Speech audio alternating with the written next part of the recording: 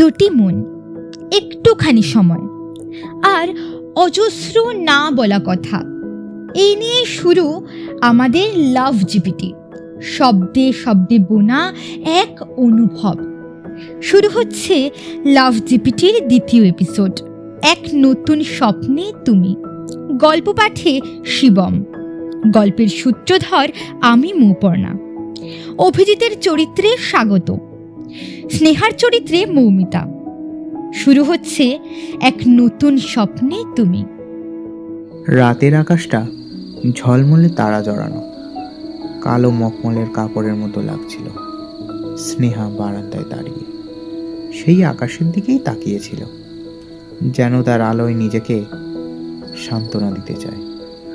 কিন্তু তার মনের অন্ধকারের অমাবস্যায় যেন সে নিথর হয়ে গিয়েছে।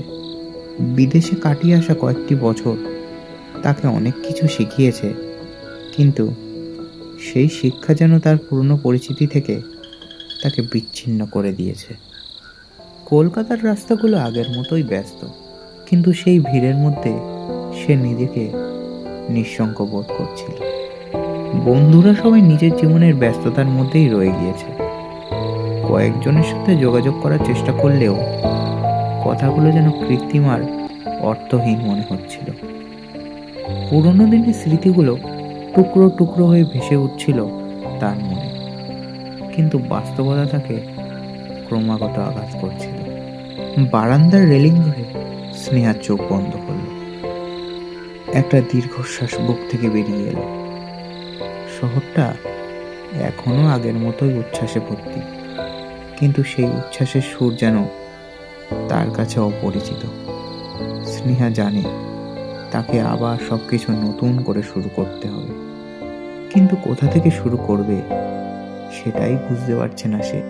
দুর্গাপুজোর আলো ঝলমলে শহরের পথে সেদিন স্নেহা পুজো দেখতে বেরিয়েছে। শহরের প্রতিটা কোণ আলোয় মোড়ানো, মানুষের ভিড়, ঢাকের আওয়াজ, সব মিলিয়ে এক অদ্ভুতপূর্ণ পরিবেশ। একটা প্যান্ডেলে ঠাকুর দেখে যখন সে বেরোলো, তখন আচমকা ঝমঝমিয়ে বৃষ্টি শুরু হলো। ভিজতে ভিজতে আশ্রয়ের খোঁজে দৌড়ে ঢুকলো একটা ছোট দোকানের ভিতরে। দোকানটা ছিল যেন এক অন্য জগতের অংশ। পুরনো কাঠের আলমারিতে সাজানো অজস্র বই, তাদের ধুলি মাখানো মলাটে লেখা ছিল শত শত গল্প। দোকানের একটা কোণে টিম টিম করে জ্বলছিল একটা বাতি। কাচের কপাটের পিছনে দাঁড়িয়ে ছিল একটি ছেলে, যার চোখে এক ধরনের গম্ভীরতা, মাথায় কোকড়ানো চুল, তার মুখে এক শান্ত হাসি। কিছু নেবেন? ছেলেটি জিজ্ঞেস করলো মৃদু হেসে। স্নেহা একটু ভিজে চুলটাকে গুছিয়ে নিয়ে বলল, বৃষ্টিটা থামার জন্য একটু দাঁড়াবো, কোনো আপত্তি নেই তো? ছেলেটি হাসি মুখে মাথা নাড়ল। আপত্তি একদমই না। বইয়ের দোকানে এসে দাঁড়ানোর জন্য কোনো অনুমতির দরকার হয় সেটা আমার মনে হয় না। আমি অভিজিৎ, আপনি? স্নেহা নিজের নাম বলল। কথায় কথায় জানা গেল অভিজিৎ এই পাড়াতেই থাকে। তার বাবা এই দোকানটা চালাতেন, এখন সেই দায়িত্বে অভিজিৎ নিজেই। ছেলেবেলা থেকেই তার বই পড়ার ভালোবাসা ছিল প্রচুর। নতুন লেখক, পুরনো সাহিত্য, সব কিছুতে তার আগ্রহ ছিল মারাত্মক। স্নেহা মুগ্ধ হয়ে অভিজিতের কথা শুনছিল। তাদের কথার মধ্যে উঠে এসেছিল রবীন্দ্রনাথ থেকে শুরু করে বিভূতিভূষণ আর শহরের পুরনো দিনের গল্প। অভিজিৎ মাঝে মাঝে এমনভাবে বইয়ের পাতাগুলো উল্টে দেখাচ্ছিল যেন সেই বইগুলো জীবন্ত হয়ে উঠেছে। তার প্রতিটি শব্দে ছিল এক ধরনের উষ্ণতা, যা স্নেহার মনের শূন্যতাকে ভরিয়ে তুলছিল। কখন যে বৃষ্টি থেমে গেছে স্নেহা বুঝতেই পারেনি। বাইরের আকাশ পরিষ্কার হয়ে গেছে, কিন্তু স্নেহার মনে যেন অভিজিতের সঙ্গে কাটানো এই অদ্ভুত সন্ধ্যা আর আলোয় মিশে থাকা এক অদ্ভুত অনুভূতি জন্ম নিয়েছে। বৃষ্টি তো থেমে গেছে, আমি তাহলে আসি এখন। স্নেহা আসতে বলল। অভিজিৎ তাকিয়ে হাসল। স্নেহা বেরিয়ে এলো, কিন্তু বইয়ের গন্ধ, অভিজিতের শান্ত মুখ আর তাদের গল্পের প্রতিটি শব্দ তার মনেই রয়ে গেল। শহরের আলোয় মোড়া সেই রাতটা স্নেহার জীবনে এক নতুন অধ্যায়ের সূচনা করে দিল।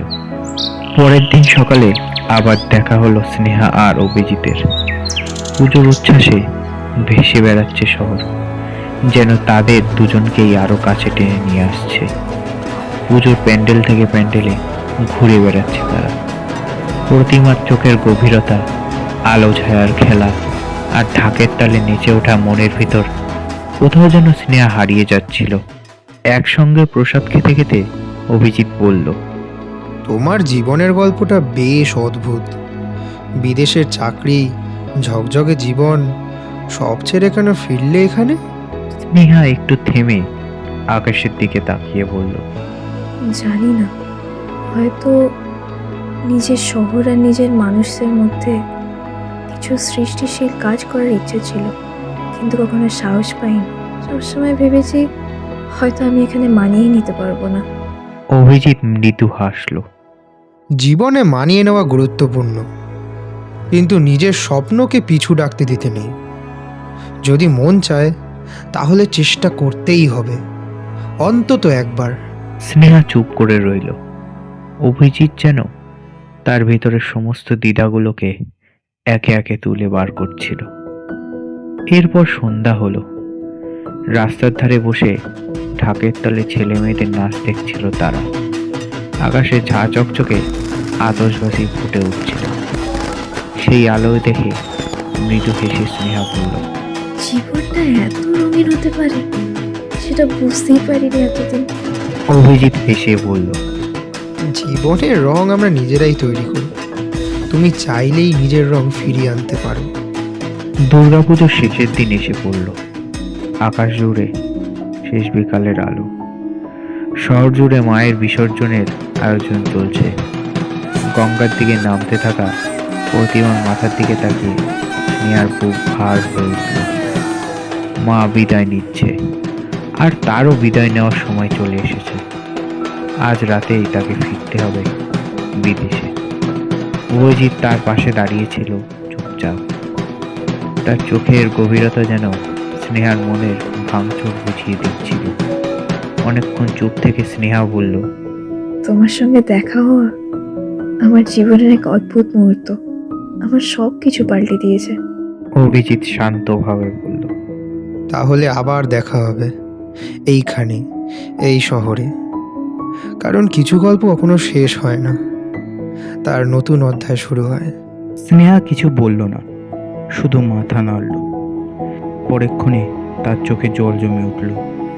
সে অনেক কষ্টে সেই জলটাকে আটকে রেখেছিল। কিন্তু কেন? এখানেই তো তোমার বাড়ি, তোমার শহর। অভিজিতের গলায় এক অদ্ভুত অস্থিরতা। জানি না, হয়তো অভ্যাস হয়ে গেছে ওখানে থাকার, হয়তো ভয় পাই নিজের শহরে নিজের ইচ্ছা মতো কিছু করতে পারবো কিনা সেটা নিয়ে। স্নেহা বলল এক দীর্ঘশ্বাস ফেলে। তাহলে কি করতে চাও তুমি? অভিজিতের চোখে এক ধরনের জিজ্ঞাসা জ্বলছিল। স্নেহা কিছুক্ষণ চুপ করে থেকে বলল, কলকাতার এই পুরনো এলাকাগুলোর পুনর্নির্মাণ করতে চাই। সেই সব জায়গায় নতুন জীবন দিতে চাই, যেখানে সময়ের সঙ্গে সব কিছু ফিকে হয়ে গেছে। অভিজিৎ হঠাৎ উত্তেজিত হয়ে উঠে বলল, তাহলে থাকো না। তার গলায় যেন এক আবেগের ঢেউ। তবে সঙ্গে সঙ্গে নিজেকে সামলে নিয়ে নরম গলায় বলল, এই শহরের, এই মানুষের খুব প্রয়োজন, তোমার মতো মানুষের। স্নেহা তার চোখের দিকে তাকিয়ে রইল। অভিজিতের চোখে যেন কোনো জবাব ছিল, যা সে খুঁজে বের করতে চাইছিল। তুমি কি চাও আমি থাকি? স্নেহার গলাটা কাঁপছিল। অভিজিৎ কিছুক্ষণ চুপ করে থেকে বলল, আমি চাই না, চাই এই শহরটা। তবে তুমি থাকলে আমার খুব ভালোই লাগবে। এই স্বীকারোক্তি অভিজিৎ নিজেও হয়তো জানতো না তার মুখ থেকে বেরিয়ে যাবে। স্নেহা চুপ করে দাঁড়িয়ে রইল। মনের মধ্যে এক তীব্র দ্বন্দ্ব শুরু হলো। বিদেশের চাকরি, নিশ্চিন্ত জীবন আর নিজের শহরের প্রতি দায়বদ্ধতা সব একসঙ্গে মাথার মধ্যে ঘুরতে লাগলো। এই কয়েকদিনে অভিজিৎ তাকে যা দিয়েছে, সেই স্বাচ্ছন্দ্যতা, সেই নির্ভরতা, অনুভূতি তার মধ্যে নতুন কিছু জাগিয়ে তুলেছে। বিসর্জনের শোভাযাত্রার শব্দ ধীরে ধীরে কাছে আসতে শুরু করলো। ঢাকের তালে, সিঁদুরের লাল রঙে আর মানুষের আনন্দ উচ্ছ্বাসে শহর মেতে উঠেছে। স্নেহা একটু দীর্ঘশ্বাস ফেলে বলল, আমি যদি না পারি? অভিজিৎ মৃদু হাসল। তুমি পারবেই, আমি জানি। স্নেহা অভিজিতের চোখে তাকালো। সেই গভীর চোখের মধ্যে কোথাও যেন নিজের জন্য এক ধরনের সাহস খুঁজে পেল। ঠিক আছে, আমি থাকবো, চেষ্টা করব। অভিজিতের মুখে এক শান্ত হাসি ফুটে উঠল। তাহলে এই শহরের গল্পটা আবার শুরু হবে। স্নেহা জানত এই সিদ্ধান্ত তার জীবনের মোড় ঘুরিয়ে দেবে। তার নিজের শহর, নিজের স্বপ্ন, আর হয়তো নিজের কোনো মানুষ। একটু অপেক্ষা করো। হঠাৎ বলে উঠল স্নেহা। অভিজিৎ অবাক হয়ে তাকালো তার দিকে। স্নেহা তার ফোন থেকে একটা নাম্বার বের করে কল করলো। সেটি ছিল এক বড় নির্মাণ সংস্থার। হ্যালো, মিস্টার সেন, আমি স্নেহা খান্না। আমি কলকাতায় ফিরে এসেছি, আর আমার কাছে কিছু আইডিয়া আছে। আপনি কি আমার সাথে একবার দেখা করতে পারবেন? বলল স্নেহা। কলটা কেটে অভিজিতের দিকে ফিরে তাকালো। তার চোখে এক আকাশ আলো জ্বলে উঠল। স্নেহা হাসি মুখে বলল, ঠিক আছে, এখানেই থাকছি, এই শহরেই, তোমার আর এই শহরের পাশেই। অভিজিৎ হাত বাড়িয়ে স্নেহার হাতটা ধরল এবং ধীরে ধীরে আকাশটা পরিষ্কার হয়ে উঠল। মেঘ সরে গিয়ে তারাগুলো জল জল করে উঠল, ঠিক যেন স্নেহার মনের মতো পরিষ্কার হয়ে গেল সবকিছু। ভবিষ্যতের পথটা এখনো অস্পষ্ট, কিন্তু আশা জাগলো তার বুকে। পরের কয়েকটা মাস কেটে গেল নিমেষের মতোই। স্নেহা নির্মাণ সংস্থার সাথে কথা বলেছিল। তার প্রকল্প তাদের খুবই ভালো লেগেছিল। পুরনো এলাকাগুলোর পুনর্নির্মাণের প্রকল্পে তারা স্নেহাকে নেওয়ার সিদ্ধান্ত নিয়েছিল। কাজটা খুবই কঠিন, কিন্তু স্নেহা ছিল খুবই উদ্যমী। অভিজিৎ সবসময় তার পাশেই ছিল, প্রেরণার মতো। মাঝে মাঝে তারা দুজন ছাদে বসে একসাথে চা খেত আর শহরের আলো দেখত। এই সব সময়গুলির মধ্যেই স্নেহা বুঝতে পারল অভিজিতের মনের গভীরতা। বইয়ের মতোই ছিল অভিজিতের মন, ভরা কবিতা, গল্প আর অপার স্নেহে ভর্তি। একদিন কাজের ফাঁকে অভিজিৎ স্নেহাকে নিয়ে গেল শহরের বাইরে একটা জায়গায়। একটি পুরনো বাড়ি ঝিমিয়ে পড়েছে, কিন্তু তার সৌন্দর্য এখনো অটুট রয়ে গেছে। এই বাড়িটা আমার দাদুর। অনেক বছর আগে ছেড়ে চলে যেতে হয়েছিল, কিন্তু এটাই আমার সবচেয়ে প্রিয় জায়গা। বলল অভিজিৎ। স্নেহা চারপাশ তাকায়। বাড়িটি ঠিক করার ইচ্ছা জাগে তার মনে। অভিজিতের চোখের দিকে তাকিয়ে বলল, ঠিক আছে, তাহলে এই বাড়িটাই আমাদের প্রথম প্রকল্প হবে। অভিজিৎ অবাক হয়ে গেল। স্নেহার চোখে সে দেখল ভালোবাসা, শুধু তার প্রতিই নয়, শহরের প্রতি আর মানুষের প্রতি। সেই মুহূর্তেই বুঝতে পারল অভিজিৎ রায়ের সঙ্গে থাকতে পারাটাই তার জীবনের সব থেকে বড় পাওয়া। বাড়িটা ঠিক হতে অনেক সময় লাগলো, কিন্তু যখন কাজটা শেষ হলো তখন সবাই মুগ্ধ হয়ে গেল। পুরনো সৌন্দর্য ফিরে এলো বাড়ির, আর তাতে যোগ হলো নতুনত্বের ছোঁয়া। বাড়ি উদ্বোধনের দিনটি ছিল উৎসবের মতো। অভিজিতের চোখে ছিল গর্ব আর খুশি। রাতে দোকানের ছাদে বসে থাকাকালীন অভিজিৎ স্নেহার হাত ধরে বলল, ধন্যবাদ স্নেহা, তুমি এই শহরকে, এই বাড়িকে আর আমাকে ফিরিয়ে দিয়েছো। স্নেহা হাসি মুখে বলল, এখন তো আমি কোথাও যাচ্ছি না, এটাই আমার শহর, আমার বাড়ি, আর তুমি আমার। কথাটা শেষ হওয়ার আগেই অভিজিৎ তার ঠোঁটে একটা চুমু দিল। চুমুটা ছিল হালকা, কিন্তু স্নেহার মনে জেগে উঠল এক আনন্দের ঝড়। দুর্গাপুজোর একটা বৃষ্টির দিনে তাদের প্রেমের সূচনা হয়েছিল। এইবারের পুজোতে তারা আর দুজন নয়, তাদের সঙ্গে ছিল আরো কয়েকজন, তাদের সহকর্মী এবং কয়েকজন প্রতিবেশী। পুরনো বাড়িটা এখন ঐতিহ্যে ভর্তি হয়ে উঠেছে। এখন সেখানেই সার্বজনীন পুজো হচ্ছে। আকাশে ঝলমলে তারা, চারপাশে পুজোর আলো, ঢাকের তালে মুখর রাস্তা। এই পরিচিত পরিবেশে দাঁড়িয়ে স্নেহা অভিজিতের হাত ধরল। হাসি মুখে বলল স্নেহা, জানো, এই শহর, এই পুজো, এই সব কিছু আগে আমার কাছে এতটা সুন্দর মনে হতো না। অভিজিতের চোখে স্নেহার ছিলি। সে জানতো স্নেহা এই পরিবর্তনের কারণ।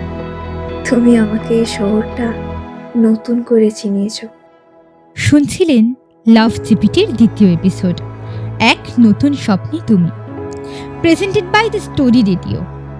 গল্পটি কেমন লাগলো অবশ্যই জানাবেন কমেন্টের মাধ্যমে। ব্যাকগ্রাউন্ড মিউজিক এবং সাউন্ড এফেক্টের পরিচালনায় বিবেক, পোস্টার এডিটিংয়ে শিবম এবং স্বাগত। আপনারা যদি কোনো গল্প পাঠাতে ইচ্ছুক হন তাহলে ডেসক্রিপশনে দেওয়া মেইল আইডিতে পাঠাতে পারেন। সুস্থ থাকবেন, ভালো থাকবেন। দেখা হবে লাভ জিপিটির পরবর্তী এপিসোডে।